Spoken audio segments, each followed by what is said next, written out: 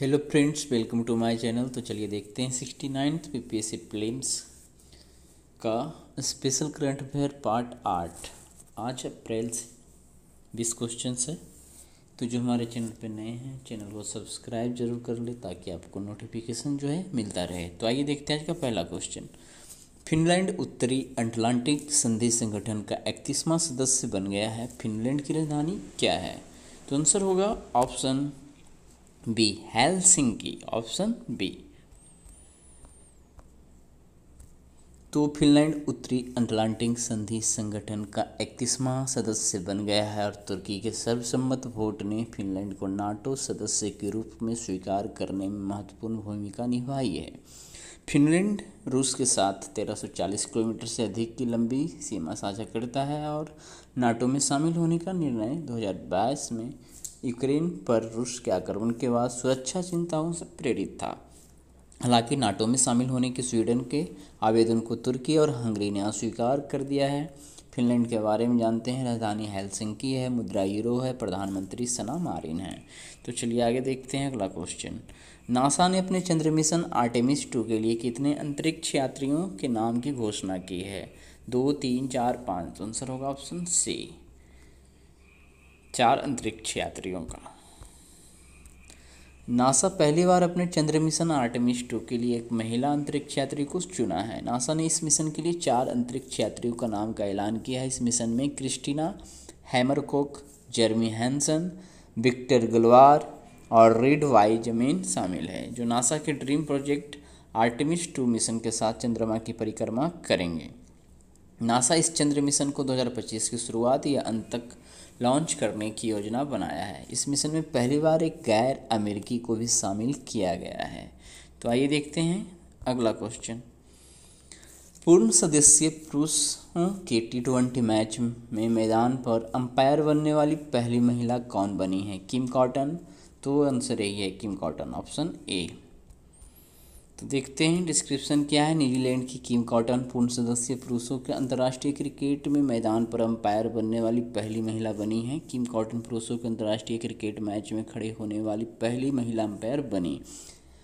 Dunedin में university Oval में New Zealand और श्रीलंका के बीच दूसरे T20 मैच में किम कॉटन ने यह उपलब्धि हासिल की है। तो चलिए अगला क्वेश्चन देखते हैं कि किस देश को 2023 फीफा अंडर 17 पुरुष विश्व कप के मेजबान के रूप में हटा दिया गया है? Japan, Indonesia, Peru, Malaysia. तो आंसर होगा ऑप्शन सी, पेरू। तो पेरू को 2023 फीफा अंडर 17 पुरुष विश्व कप के मेजबान के रूप में हटा दिया गया है। 3 अप्रैल को फीफा ने कहा कि देश इस साल के अंत में टूर्नामेंट आयोजित करने के लिए तैयार नहीं है। इसके बाद पेरू को पुरुषों के अंडर 17 विश्व कप की मेजबानी से बाहर कर दिया गया है। फीफा ने 10 नवंबर से 2 दिसंबर तक खेले जाने वाले 24 टीम टूर्नामेंट के लिए अगले मेजबान का नाम नहीं दिया है। प्रधानमंत्री मुद्रा योजना क्या है? तो आंसर होगा ऑप्शन ए, गैर कॉरपोरेट, गैर कृषि, छोटे और सूक्ष्म उद्यमियों को आसान संपार्श्विक मुक्त माइक्रो क्रेडिट की सुविधा के लिए एक योजना। ऑप्शन ए सही है। चलिए आगे देखते हैं।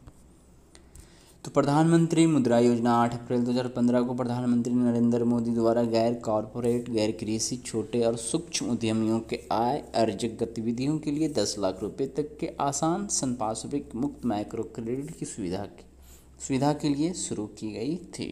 तो आगे है, वाइब्रेंट विलेज प्रोग्राम का मुख्य उद्देश्य क्या है? तो ध्यान देना है, उत्तरी सीमा पर गांवों का विकास करने से संबंधित है वाइब्रेंट विलेज प्रोग्राम।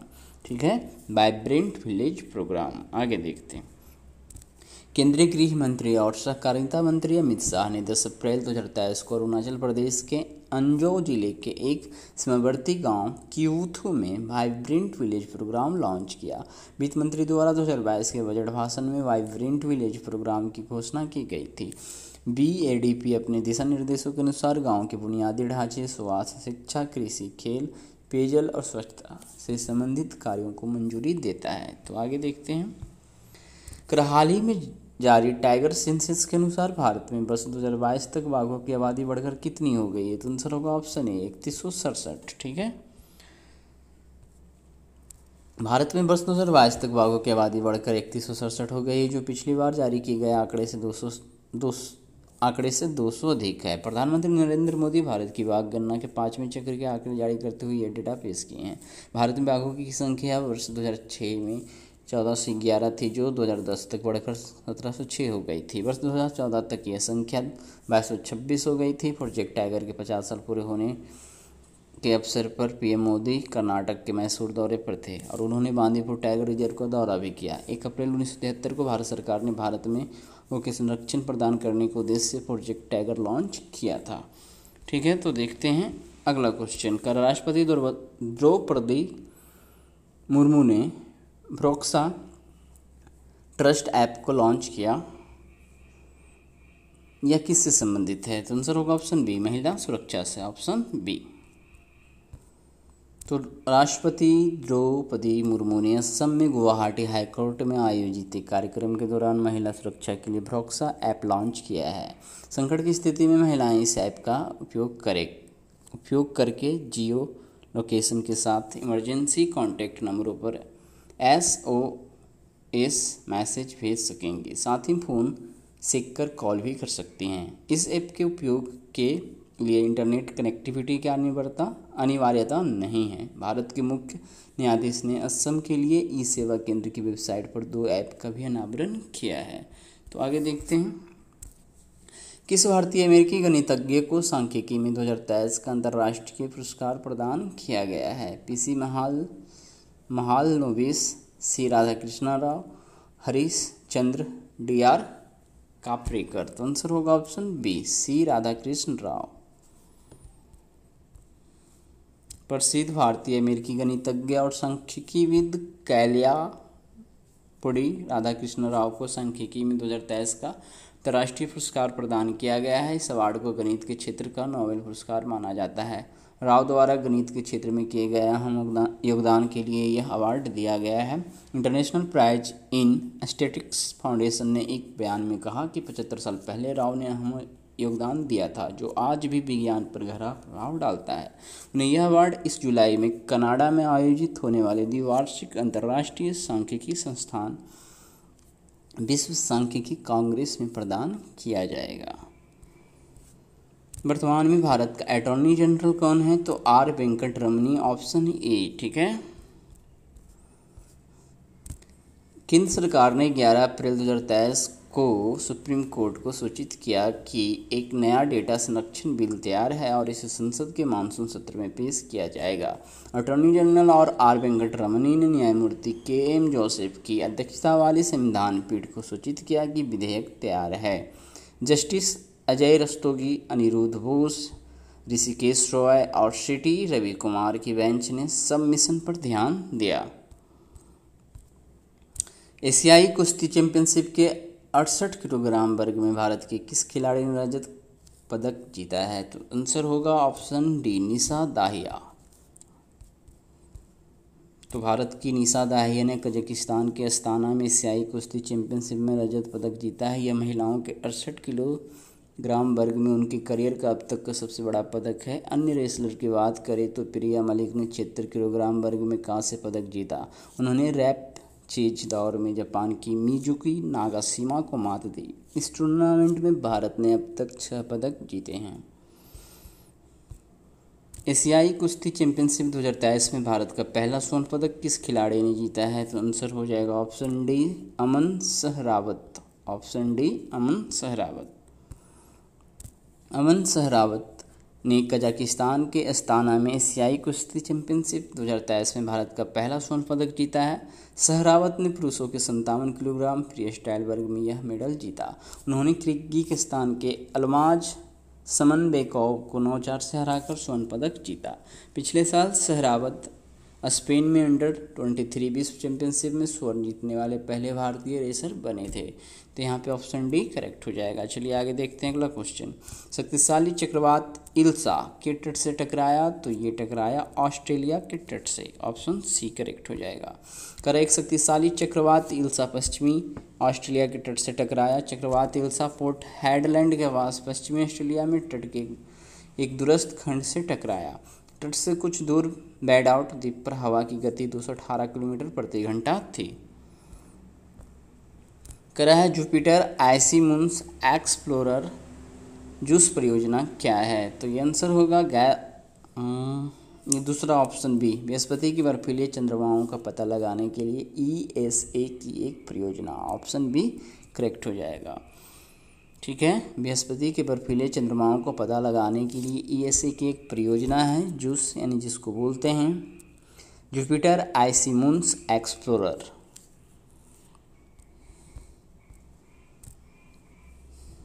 यूरोपीय अंतरिक्ष एजेंसी ने 14 अप्रैल 2023 को फ्रेंच गुयाना के कोरू में ESA के स्पेस पोर्ट से जुपिटर आइसी मून्स एक्सप्लोरर परियोजना को सफलतापूर्वक लॉन्च किया। ज्यूस प्रोजेक्ट का लक्ष्य 8 साल की यात्रा के बाद बृहस्पति की बर्फीले चंद्रमाओं का अध्ययन करने के लिए एक उपग्रह भेजना है।